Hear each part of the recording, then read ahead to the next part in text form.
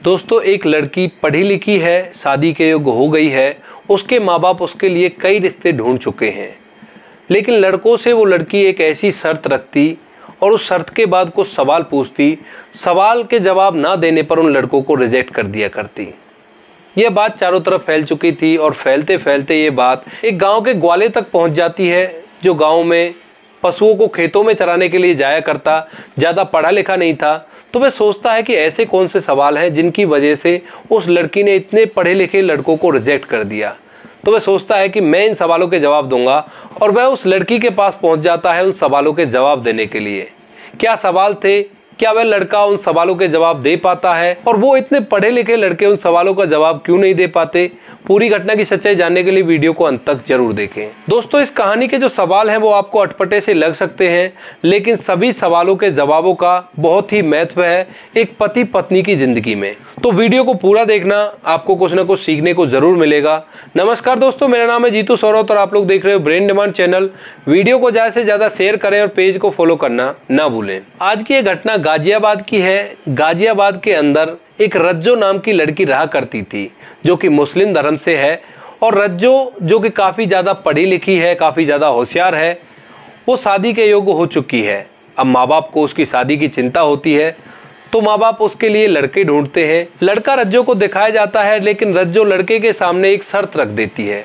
वो कहती है कि हमें तुम्हें एक रात अकेले एक कमरे में बितानी है और मैं तुमसे कुछ सवाल पूछूंगी।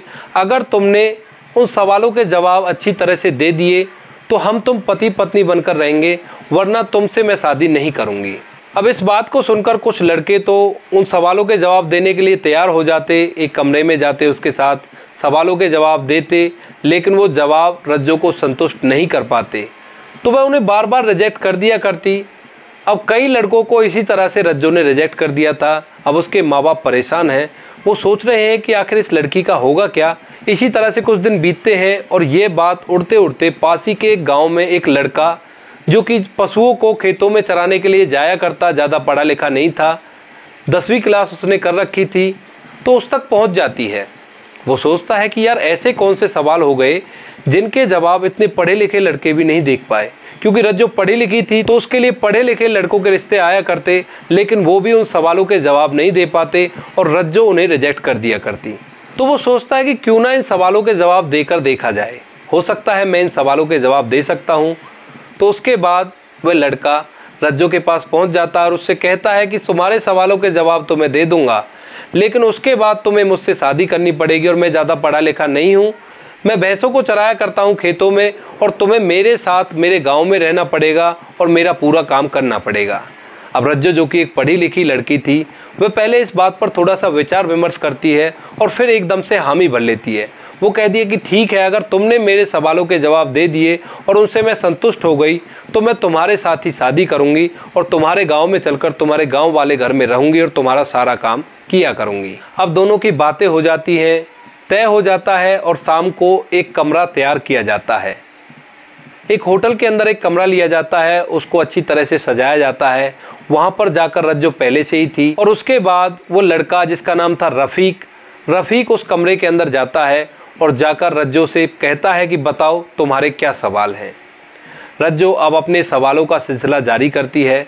सबसे पहला सवाल जो रज्जो रफ़ीक से करती है, वो कहती है कि तुमने कितने लोगों के साथ संबंध बनाए हैं। अब इस बात को सुनकर जो रफ़ीक है वो एकदम से हंस पड़ता है और कहता है कि जिस चीज़ को तुम सोच रही हो वो चीज़ मेरे दिमाग में भी है और ऐसा कुछ नहीं होगा। यहाँ पे मैंने इस संसार के सभी लोगों के साथ संबंध बनाए हैं, सभी के साथ मेरा कोई ना कोई संबंध है। कोई मेरा भाई लगता है, कोई मेरी बहन लगती है, कोई मेरा चाचा लगता है, कोई मेरा ताऊ लगता है। इस जवाब को सुनने के बाद रज्जो कहती है कि बिल्कुल सही जवाब है और तुम्हारे इस जवाब से मैं संतुष्ट हूँ। इसके बाद रफ़ीक उससे कहता है कि अपना अगला सवाल पूछिए। तो रज्जो कहती है कि दूसरा सवाल तुम्हारे लिए यह है कि एक पत्नी पति से क्या चाहती है। इस बात को सुनकर रफ़ीक थोड़ा सा हैरान परेशान सा हो जाता है, लेकिन थोड़ी देर बाद उसके चेहरे पर एक मुस्कान आ जाती है। वह कहता है कि बस इतनी सी बात है। रज्जो कहती है कि सवाल का जवाब दो, मजाक मत करो। तो जो रफ़ीक है वो कहता है कि एक पत्नी अपने पति से केवल प्यार चाहती है। वो चाहती है कि उसका पति उससे लड़ाई ना करे, उसका भरण पोषण अच्छी तरह से करे और उसे बड़े प्यार से रखे। इस बात को सुनने के बाद रज्जो कहती है कि हाँ बिल्कुल सही जवाब है और तुम्हारे इस जवाब से मैं संतुष्ट हूँ। उसके बाद रफ़ीक कहता है कि अब अपना तीसरा सवाल बताओ। तो अब रज्जो अपना तीसरा सवाल पूछती है। वह रफ़ीक से कहती है कि पति ऐसा हो कि जो एक बार बैठ जाए तो पूरा काम करके ही उठे। अब इसके बाद रफ़ीक थोड़ा सा सोच में पड़ता है, असमंजस में पड़ता है, लेकिन उसके बाद एक बार फिर से जो रफ़ीक है वो मुस्कुराने लगता है और कहता है कि ऐसा ही होता है। पति को ऐसा होना चाहिए कि जो भी उसका काम पेंडिंग पड़ा है उसको करने के बाद ही वो समाज के अंदर बैठे या किसी महफिल के अंदर बैठे जो बार बार उसे उठना ना पड़े। अगर वो अपने काम को किए बिना उस महफिल के अंदर बैठ गया तो बार बार उस काम को करने के लिए उसे उठना पड़ेगा और ये अच्छी बात नहीं है। इस जवाब को सुनने के बाद रज्जो संतुष्ट होती है और कहती है कि तुमने सभी सवालों के जवाब सही दिए हैं और मैं तुम्हारे जवाबों से प्रसन्न हूँ और अब तुम मेरे साथ कुछ भी कर सकते हो। इस बात को सुनने के बाद जो रफ़ीक है वो भी काफ़ी ज़्यादा समझदार था। वो कहता है कि नहीं, अभी तुम इतनी समझदार नहीं हो। अगर हम तुम्हारे साथ कुछ ऐसा वैसा कर दें और उसके बाद हम तुम्हें छोड़कर चले जाएं तो तुम्हारी तो ज़िंदगी बर्बाद हो जाएगी। ऐसा कुछ नहीं होगा, ये सब कुछ शादी के बाद होगा। लेकिन शादी होने से पहले मैं चाहता हूं कि तुम भी मेरे सवालों के जवाब दो। अगर तुम उन सवालों के जवाब अच्छी तरह से दे पाई तो ही मैं तुमसे शादी करूँगा। अब इस बात को सुनकर रज्जो थोड़ी सी हैरान है, लेकिन एक चैलेंज हो जाता है कि भाई वो पढ़ी लिखी थी, वो भी होशियार थी, तो वो सोचती है कि ये अनपढ़ व्यक्ति मुझसे सवाल के लिए चैलेंज कर रहा है।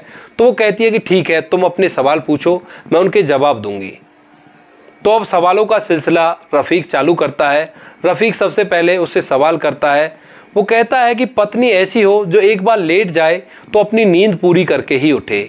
इस सवाल का जवाब रज्जो को मालूम था, तो वो एकदम मुस्कुराते हुए कहती है कि पत्नी को अपना पूरा घर का काम करने के बाद ही लेटना चाहिए ताकि उसे बार बार ना उठना पड़े और उसकी नींद खराब ना हो। जब वो एक बार लेट जाए तो सुबह अपनी नींद पूरी करके ही उठे। इस सवाल के जवाब को सुनने के बाद जो रफ़ीक है वो भी संतुष्ट होता है और कहता है कि बिल्कुल सही बात है और आपने इसका जवाब सही दिया है। अब इसके बाद रज्जो रफ़ीक से कहती है कि अपना दूसरा सवाल पूछिए। तो रफ़ीक दूसरा सवाल पूछता है कि पति रात को पत्नी से क्या लेता है। इस सवाल को सुनने के बाद रज्जो पहले हंसती है, तभी रफ़ीक उसे चुप कराते हुए कहता है कि ऐसी वैसी कोई बात नहीं है, इस सवाल का जवाब दो और इस सवाल के जवाब में ज़िंदगी का एक बहुत बड़ा रहस्य छुपा हुआ है। तो रज्जो थोड़ी सी सोच में पड़ जाती है। वो सोचती है कि ऐसा क्या रहस्य है इसमें। उसके बाद थोड़ी देर सोचने के बाद रज्जो कहती है कि हाँ, मुझे इसका जवाब मालूम है। तो रज्जो बताती है कि पति पत्नी से रात को सोते समय नींद लेता है। इस जवाब को सुनकर रफ़ीक संतुष्ट हो जाता है और कहता है कि हाँ, तुम्हारे इस जवाब से मैं संतुष्ट हूँ, यही इसका जवाब था। अब इसके बाद रज्जो कहती है कि अपना तीसरा सवाल बताओ, तीसरा सवाल तुम्हारा क्या है। अब तीसरा सवाल रफ़ीक रज्जो से करता है। वह पूछता है कि ये बताओ, पत्नी पति को शाम को क्या देती है।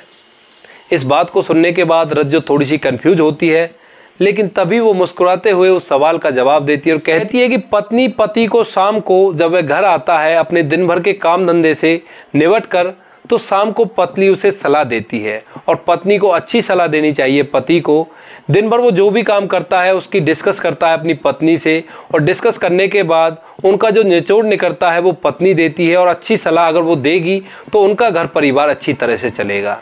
इस बात को सुनकर जो रफ़ीक है वो रज्जो के जवाबों से संतुष्ट था और वो उससे कहता है कि बिल्कुल, अब तुम हमारी पत्नी बनने के योग्य हो और तुमने सभी सवालों के जवाब अच्छी तरह से दिए हैं। अब इसके बाद वह रज्जो से कहता है कि तुम अपने घर जाओ और मैं अपने घर जाता हूँ।